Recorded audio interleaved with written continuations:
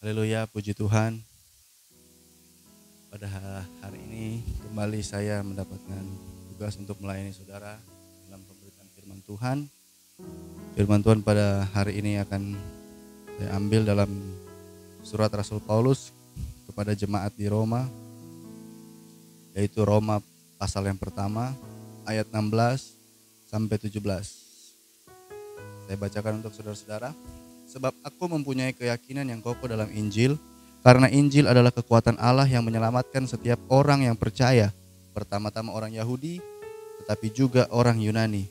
Sebab di dalamnya nyata kebenaran Allah yang bertolak dari iman dan memimpin kepada iman. Seperti ada tertulis, orang benar akan hidup oleh iman. Judul firman Tuhan pada hari ini yang akan saya sampaikan kepada saudara adalah hidup oleh iman. Sebagaimana pada pasal yang ke-17 bagian yang terakhir, orang benar akan hidup oleh iman. Kita akan masuk dalam pembahasan. Sekarang yang menjadi pertanyaan adalah bagaimana caranya kita bisa hidup oleh iman? Bagaimana caranya kita bisa hidup oleh iman? Ada beberapa hal yang saya catat di sini. Yang pertama, di kitab Roma pasal yang ke-10 ayat yang ke-17. Kitab Roma pasal 10 ayat yang ke-17. Jadi iman timbul dari pendengaran dan pendengaran oleh firman Kristus. Yang pertama yang saya catat di sini adalah mendengar firman dan tentunya melakukan firman. Dengan kita mendengar firman, kita mengetahui firman Tuhan. Dengan kita mendengar firman, ayat ini berkata iman bisa timbul. Jadi pertama yang kita harus lakukan supaya kita bisa hidup oleh iman adalah kita banyak mendengar firman Tuhan, banyak membaca firman Tuhan, banyak mengetahui firman Tuhan. Hal ini penting saudara-saudara, karena apa? Supaya kita bisa mengetahui apa yang menjadi Tuhan punya mau, dan supaya kita tidak menyalahartikan iman itu. Karena kita bisa mendapatkan pelajaran-pelajaran penting dalam firman Tuhan. Kita bisa mengetahui iman yang benar yang seperti Tuhan punya mau. Itu yang pertama, yaitu adalah mendengar firman Tuhan. Yang kedua saya catat di sini bagaimana kita bisa hidup oleh iman, yaitu kita lihat ayat yang ke-16. Sebab aku mempunyai keyakinan yang kokoh dalam Injil. Kita bisa hidup oleh iman, kita bisa hidup dalam iman kalau kita mempunyai keyakinan yang kokoh di dalam Injil, dan tentunya keyakinan yang kokoh kepada Tuhan juga. Kenapa keyakinan ini penting? Kenapa keyakinan ini kita harus kokoh di dalam Tuhan? Karena kita lihat Ibrani pasal 11 ayat yang pertama, iman itu adalah bukti dari yang tidak kita lihat. Nah, dengan arti beriman itu berarti kita berharap, menjadikan dasar harapan kita terhadap sesuatu yang belum kita lihat. Nah, ini perlu adanya keyakinan yang kokoh. Kalau kita tidak mempunyai keyakinan yang kuat dalam Tuhan, kita tidak mempunyai keyakinan yang kuat di dalam Injil, bagaimana kita bisa membuktikan sesuatu yang tidak kelihatan itu? Bagaimana kita bisa berharap, kita menjadikan dasar harapan akan segala sesuatu yang belum kita lihat itu? Karena apa? Kita belum lihat hasil, tapi Tuhan menuntut kita sudah harus percaya. Kita belum melihat jalan keluar, tapi Tuhan sudah menuntut kita untuk percaya. Itulah iman. Jadi yang kedua, bagaimana kita bisa hidup dengan iman adalah memiliki keyakinan yang kokoh. Makanya Tuhan Yesus bilang kepada Thomas, bilang apa? Berbahagialah mereka yang tidak melihat namun percaya.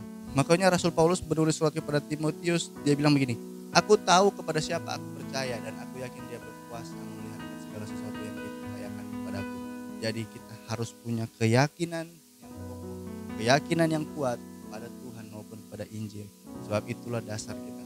Sebab itulah yang menjadi kekuatan kita.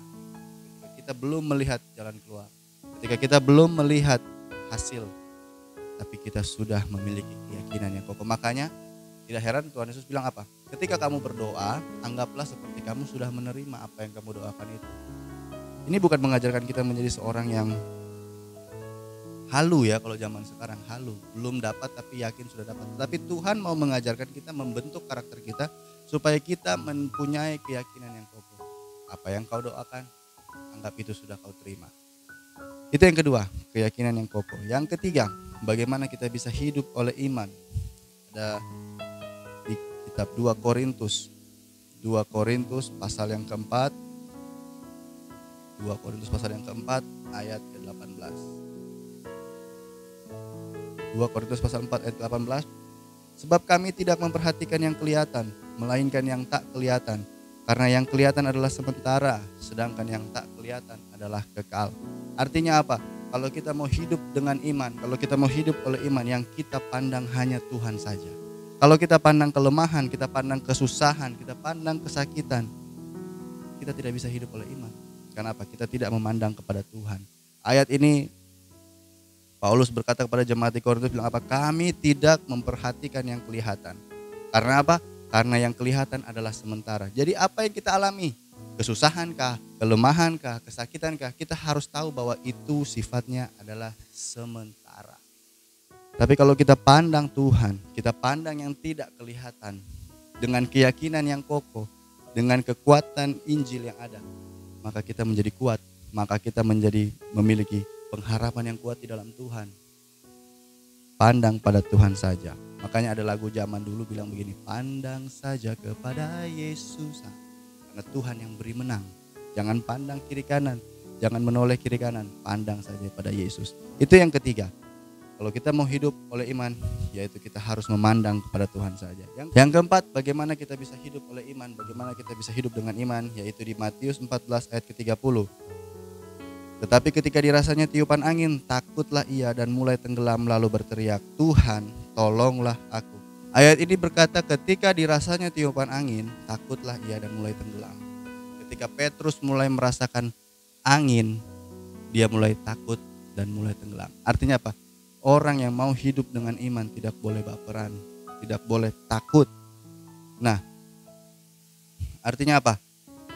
2 Timotius 1 ayat 12. Itulah sebabnya aku menderita semuanya ini, tetapi aku tidak malu, karena aku tahu kepada siapa aku percaya dan aku yakin bahwa Dia berkuasa memeliharakan apa yang telah dipercayakannya kepadaku hingga pada hari Tuhan. Artinya kalau kita mau hidup oleh iman, kita mau hidup dengan iman, kita tidak usah bawa perasaan, tidak usah merasakan segala sesuatu yang tidak patut kita rasakan. Petrus ketika dia berjalan di atas air, sudah sempat berjalan di atas air, dia tahu Tuhan yang menyuruh dan dia sempat berjalan di atas air, tetapi dia merasakan angin. Dia merasakan angin itu, akhirnya dia menjadi takut. Artinya apa? Kalau kita mau hidup oleh iman, kalau kita mau melayani Tuhan, jangan pakai perasaan. Jangan perasaan ini selalu menggerogoti hidup kita. Selalu dimulai dengan kata melayani Tuhan, melayani Tuhan, Arti kita memakai perasaan kita. Melayani Tuhan, sudah melayani Tuhan tetapi masih hidup dalam iri hati. Melayani Tuhan, sudah melayani Tuhan tetapi mudah tersinggung. Tetapi ayat ini bilang kita tidak boleh menjadi orang yang baper. Petrus mengawali baper dulu baru dia takut. Nah, ketika kita juga mengharapkan jawaban dari Tuhan, jangan juga kita merasakan segala sesuatu yang tidak seharusnya kita rasakan. Mungkin kita dalam kesakitan, tapi kalau kesakitan itu yang terus-terus kita rasakan, itulah yang terjadi. Kesembuhan makin jauh dalam hidup kita. Ketika kita dalam kesusahan terus yang kita alami, kesusahan terus yang kita rasakan. Kita rasa, aduh kapan kita bahagianya, kapan kita senangnya, kenapa kita hidup susah terus. Nah, maka itu yang terjadi. Kita tidak bisa hidup dengan iman kalau kita selalu membawa perasaan ini. Dan akhirnya apa? Perasaan yang seperti itu membawa kita kepada ketakutan. Petrus sudah mengalaminya. Ketika dia merasakan tiupan angin, dia merasa takut. Padahal sudah Tuhan yang suruh. Padahal ada Tuhan di depannya. Padahal ada Tuhan yang siap menjemput, dia masih takut. Nah, apalagi kita dalam hidup ini. Kita belum melihat Tuhan, kita tidak pernah melihat Tuhan secara face to face, muka dengan muka. Petrus muka dengan muka. Tuhan yang tunggu dia. Tetapi dia tetap merasa takut. Makanya dari itu saya mau bilang pada kesempatan kali ini, iman dan ketakutan tidak akan pernah bisa bersatu. Tidak bisa kita mengatakan bahwa kita hidup dengan iman, tetapi di saat yang sama pun kita hidup dalam ketakutan. Haleluya. Itu yang keempat. Yang kelima, bagaimana kita bisa hidup dengan iman. Lukas 9 ayat yang ke-16. Dan setelah ia mengambil 5 roti dan 2 ikan itu, ia menghadap ke langit, mengucap berkat, lalu memecah-mecahkan roti itu dan memberikannya kepada murid-muridnya supaya dibagi-bagikannya kepada orang banyak. Nah, supaya kita bisa hidup dalam iman, kita bisa hidup oleh iman, kita harus selalu mengucapkan berkat. Biarlah kita punya ucapan, biarlah kita punya perkataan selalu mengandung berkat, bukan mengandung kutuk. Karena apa? Karena Amsal 18 ayat 21 bilang, hidup dan mati dikuasai oleh lidah. Maka dari itu hati-hati ketika kita mau berbicara. Harus kita filter dulu, harus kita saring dulu apakah ucapan saya ini jadi berkat ataukah ucapan saya ini justru menjadi batu sandungan, atau apakah ucapan saya ini malah mengandung kutuk. Hati-hati. Orang yang hidup dalam iman dia menjaga ucapan supaya selalu menjadi berkat. Nah, itu dia 5 hal bagaimana kita hidup dengan iman, hidup dalam iman. Sekarang pertanyaan berikutnya, bagaimana ciri-ciri iman yang benar? Karena tadi di awal saya sudah sampaikan bahwa supaya kita tidak menyalahartikan iman. Nah, sekarang bagaimana ciri-ciri iman yang benar? Nah, di sini yang saya catat adalah satu-satunya bagaimana ciri iman yang benar adalah menyadari bahwa otoritas ada di tangan Tuhan. Haleluya. Jadi bagaimana ciri iman yang benar adalah iman yang menyadari bahwa otoritas ada di tangan Tuhan. Kita lihat ada 2 contoh di sini. Di Matius 8 ayat 2 sampai 3 ketika orang kusta meminta kepada Tuhan. Dia bilang apa? Tuhan, jika Engkau mau, biarlah Tuhan membuat saya tahir. Artinya apa? Permintaan si orang kusta ini tidak memaksakan kehendak dia. Dia tetap berserah kepada otoritas Tuhan. Karena dia berkata apa? Jika Engkau mau. Akhirnya Tuhan bilang apa? Aku mau. Hingga orang itu menjadi tahir. Tetapi kita jangan lupa. Lukas 22 ayat 42 ketika Tuhan Yesus berdoa dia bilang apa? Tuhan, jika Engkau mau, lalulah cawan ini daripadaku. Tapi apa dia bilang situ? Tapi Tuhan bilang apa? Tetapi bukan kehendakku yang jadi, tapi kehendakmu yang jadi. Nah, di saat doa seperti ini Tuhan tidak melalukan cawan itu, tetapi cawan itu, salib itu tetap harus dia tanggung. Nah, yang seperti saya bilang tadi, bahwa iman yang benar adalah menyadari bahwa otoritas ada di tangan Tuhan. Bahwa setiap doa yang kita naikkan, kita harus menyadari otoritas ada di tangan Tuhan. Kita harus selalu awali dengan Tuhan, jika Tuhan mau. Artinya jika kita sudah menyadari otoritas ada di tangan Tuhan, maka kita tidak akan memaksakan Tuhan untuk melakukan apa yang kita kehendaki. Karena yang Tuhan dia, bukan kita. Kita berdoa, kita berkehendak, tapi Tuhan yang menentukan segala sesuatunya. Dengan kita menyadari otoritas ada di tangan Tuhan, maka kita sadar juga bahwa apa yang Tuhan lakukan itu adalah baik bagi kita. Tuhan tidak mengizinkan cawan itu lalu daripada Yesus. Yesus tetap harus meminum cawan itu. Itu untuk apa? Untuk kebaikan. Jadi ketika doa kita pun tidak dikabulkan oleh Tuhan, mungkin Tuhan punya jawaban yang lain. Kalau kita sudah menyadari bahwa otoritas di tangan Tuhan, maka kita akan sadar bahwa yang Tuhan lakukan adalah baik. Mungkin cita-cita saya belum terkabulkan, mungkin impian saya belum terkabulkan, tetapi ada sesuatu yang lebih baik yang Tuhan sediakan. Itulah iman yang benar, menaruh otoritas di tangan Tuhan.